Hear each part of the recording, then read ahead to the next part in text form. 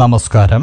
സൂര്യദീപം അസ്ട്രോളജിയിലേക്ക് എല്ലാവർക്കും സ്വാഗതം. ഇന്ന് നമ്മളിവിടെ സംസാരിക്കുന്ന വിഷയം നമ്മളുടെ ഭവനത്തിന് ചുറ്റും കൃഷിഭൂമിയിൽ ഏതൊക്കെ മരങ്ങൾ ഏതൊക്കെ ദിശയിൽ നടണമെന്നുള്ളതാണ്.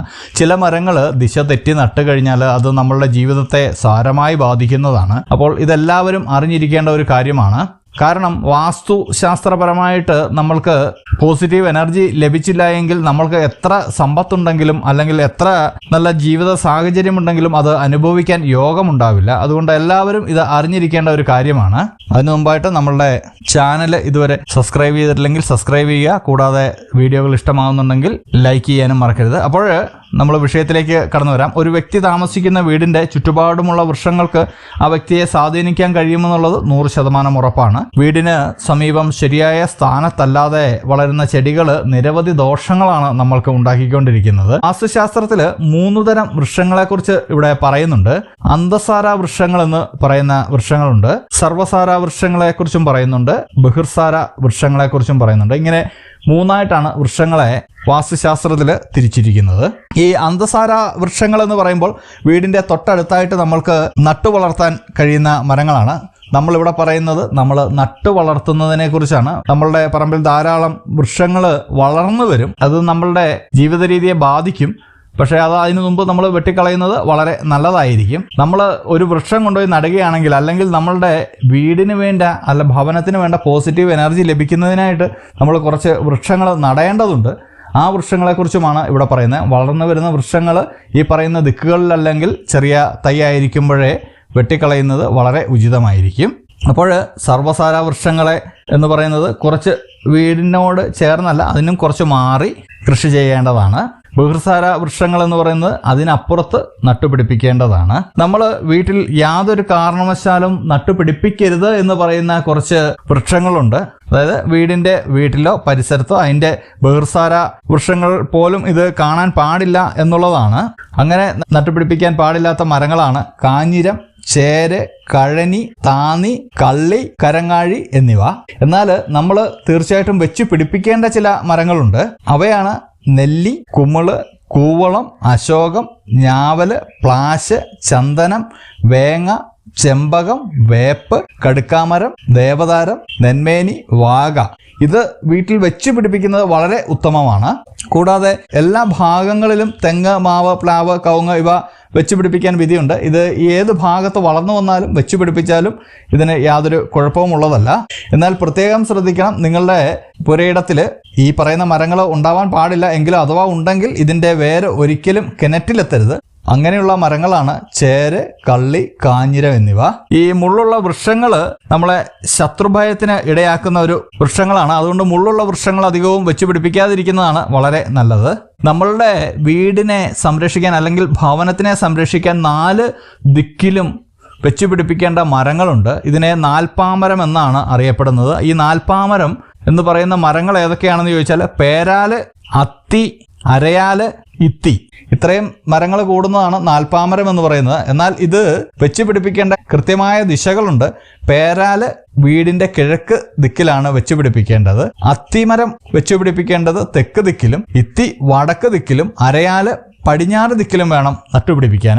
അതായത് ഇത് നട്ടുപിടിപ്പിക്കുമ്പോൾ ശ്രദ്ധിക്കേണ്ടത് ഇവ ബഹിർസാര വൃക്ഷങ്ങളാണ്. വീടിന്റെ ഏറ്റവും അതായത് അതിരിൽ നമ്മൾക്കൊരു കോമ്പൗണ്ട് ഉണ്ടെങ്കിൽ അതിന്റെ അതിർത്തിയിലാണ് ഇത് വെച്ച് പിടിപ്പിക്കേണ്ടത്. ഇതിൽ മറ്റൊരു കാര്യം പ്രധാനമായിട്ടും ശ്രദ്ധിക്കണം. ഇതിന്റെ ദിക്കുകൾ മാറിപ്പോയി കഴിഞ്ഞാൽ ഇത് വളരെ വിപരീതമായിട്ടുള്ള ഫലങ്ങൾ നമ്മൾക്ക് തരും. അതുകൊണ്ട് നിങ്ങൾ അത് വളരെ ശ്രദ്ധിച്ചു വേണം നട്ടുപിടിപ്പിക്കുവാൻ. നാൽപ്പാമരമുള്ള വീടുകൾ വളരെ ചുരുക്കമാണ് ഇപ്പോൾ. പക്ഷേ നാൽപ്പാമരം നിൽക്കുന്ന വീടുകൾ വളരെ ഐശ്വര്യത്തോടെയാണ് നിലനിന്ന് പോകുന്നത്. ഇനിയും പുഷ്പങ്ങളിലേക്ക് കടക്കുമ്പോൾ മുല്ലയും കനകാംബരവും തുടങ്ങിയ പുഷ്പങ്ങൾ ഏത് ദിക്കിലും നടാൻ പറ്റുന്നതാണ്. കൂടാതെ ചില ചെടികൾ വീടിനടുത്ത് ഒരിക്കലും നടാൻ പാടില്ല. അത് വെറ്റിലക്കൊടിയ, മുരിങ്ങ, കടപ്പിലാവ് എന്നിങ്ങനെയുള്ള ചെറിയ വൃക്ഷങ്ങളും ചെടികളുമാണ്. നമ്മൾ നട്ടുപിടിപ്പിക്കുകയാണെങ്കിൽ ഓരോ ദിക്കിലും നട്ടുപിടിപ്പിക്കേണ്ട വൃക്ഷങ്ങളെക്കുറിച്ചാണ് പറയുന്നത്. ഈ ദിക്കുകളിൽ നട്ടുപിടിപ്പിക്കുകയാണെങ്കിൽ വളരെ പോസിറ്റീവായിട്ടുള്ള ഫലങ്ങൾ നമ്മൾക്കുണ്ടാവുന്നതാണ്. പ്ലാശ്, ഇലഞ്ഞി, പേരാല് ഇവ കിഴക്ക് ഭാഗത്ത് വെച്ച് പിടിപ്പിക്കുന്നത് വളരെ നല്ലതായിരിക്കും. വടക്ക് ഭാഗത്തേക്ക് എത്തുമ്പോൾ മാവ്, നാഗമരം, ഇത്തി എന്നിവ വെച്ച് പിടിപ്പിക്കുന്നതും വളരെ നല്ലതാണ്. പടിഞ്ഞാറാകുമ്പോഴേക്കും അരയാല്, പാല, തെങ്ങ്, ആഞ്ഞിലി ഇവ വെച്ച് പിടിപ്പിക്കുന്നത് നല്ലതാണ്. തെക്ക് ഭാഗത്ത് കുമിള്, കൂവളം, മല്ലി, തുളസി എന്നിവ വെച്ച് പിടിപ്പിക്കാവുന്നതാണ്. ഇനി നമ്മൾ പറയാൻ പോകുന്നത് കെട്ടിടം പണിക്ക് ഉപയോഗിക്കേണ്ട ചില മരങ്ങളെക്കുറിച്ചാണ്. ഇത് വാസ്തുശാസ്ത്രത്തിൽ വളരെ വ്യക്തമായിട്ട് പറഞ്ഞിട്ടുണ്ട്. നമ്മൾ ഭവനം പണിയുമ്പോൾ കാലാവസ്ഥയെ പ്രതിരോധിക്കാനുള്ള കഴിവും ദീർഘകാലം കേടുകൂടാതെ ഇരിക്കാനുള്ള കഴിവും പരിഗണിച്ചാണ് വൃക്ഷങ്ങളെ നമ്മൾ തിരഞ്ഞെടുക്കേണ്ടത്.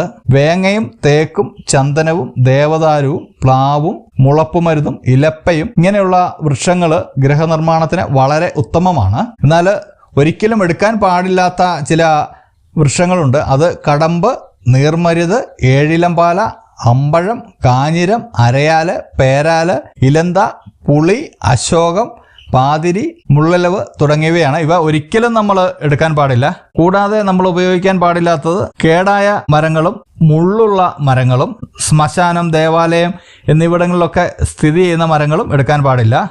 കൂടാതെ വളഞ്ഞിരിക്കുന്നതും ശുഷ്കിച്ചതും സർപ്പവും ഭൂതവും എന്നിവ വസിക്കുന്നതുമായിട്ടുള്ള വൃക്ഷങ്ങളും നമ്മൾ ഒഴിവാക്കേണ്ടതുണ്ട്.